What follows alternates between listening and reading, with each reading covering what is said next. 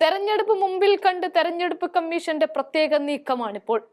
കേരളത്തിൽ ഉദ്യോഗസ്ഥരെ ഡൽഹിയിലേക്ക് വിളിപ്പിച്ചുകൊണ്ടാണ് അടിസ്ഥാനപരമായ ചില മാറ്റങ്ങൾ വരുത്തണമെന്ന് തന്നെയാണ് ഒരു പാതിരാവട്ടത്തിൽ മോദി തെരഞ്ഞെടുത്ത മുഖ്യ തെരഞ്ഞെടുപ്പ് കമ്മീഷണറായ ജ്ഞാനേഷ് കുമാർ ഇപ്പോൾ പറയുന്നത്.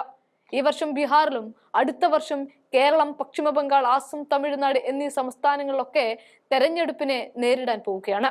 ഡൽഹി തെരഞ്ഞെടുപ്പിന് തൊട്ടു പിന്നാലെ വിജയം കൊയ്തെടുത്ത BJP മമതയെ വെല്ലുവിളിച്ച് രംഗത്തെത്തിക്കൊണ്ട് പറഞ്ഞത് ഇനി മമത നിങ്ങളെയാണ് തുത്തറിയാൻ പോകുന്നത് എന്നതായിരുന്നു.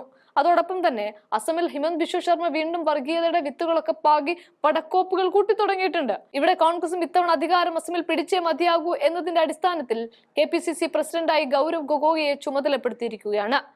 അതും പ്രതിപക്ഷ ഉപനേതാവ് പദവിയിൽ നിന്ന് പോലും മാറ്റം വരുത്തിക്കൊണ്ടായിരിക്കാം ഇത്തരത്തിലൊരു നീക്കത്തിലേക്ക് പോകുന്നത്. അതേസമയം ദക്ഷിണേന്ത്യയിലെ തമിഴ്നാട്, കേരളം ഇവിടെയും പിടിമുറുക്കാൻ BJP തന്ത്രങ്ങൾ മെനയുന്നുണ്ട്. അതിന്റെ ഭാഗമായി വിജയുടെ TVKയോടൊപ്പം കൂട്ടാനാണ് ശ്രമം ആരംഭിച്ചത്. എന്നാൽ ആ വെള്ളം വാങ്ങി വെച്ചേക്കാനാണ് മോദി ഔട്ട് ക്യാമ്പയിനുമായി ഇപ്പോൾ TVK രംഗത്തെത്തിയിരിക്കുന്നത്.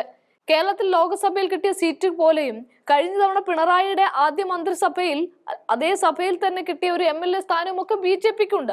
ഇതൊക്കെ വീണ്ടും പ്രതീക്ഷിച്ചുകൊണ്ടാണ് സംഘടനാ തലത്തിൽ പോലും അടിമുടി മാറ്റം വരുത്തുന്ന ഒരു സമയത്താണ് തെരഞ്ഞെടുപ്പ് കമ്മീഷനും സുപ്രധാനമായ ചില തീരുമാനത്തിലേക്ക് കടക്കുന്നത്. അതായത് ഇനിയെല്ലാം ഇലക്ട്രോണിക് രൂപത്തിലേക്ക് മാറ്റുകയാണ്.